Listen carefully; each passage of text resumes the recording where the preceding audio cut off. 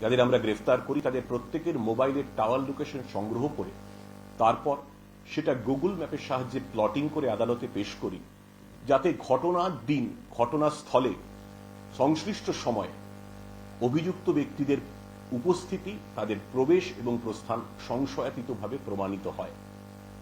এছাড়াও তদন্তে আমরা সাহায্য নিই গেট প্যাটার্ন অ্যানালিসিসের। যে সিসিটিভি ফুটেজে যাদের হাঁটাচলার ফুটেজ দেখা গিয়েছিল তাদের গেট প্যাটার্নের সঙ্গে আদালতে পেশ করা অভিযুক্তদের গেট প্যাটার্ন অ্যানালিসিস, হাঁটা চলার ভঙ্গি হুবহু মিলে গেছে। অভিযুক্ত যারা ছিলেন গ্রেফতার করার পর তাদের কাছ থেকে বেশ কিছু অস্ত্র আমরা উদ্ধার করি, তাতে রক্তের দাগ ছিল।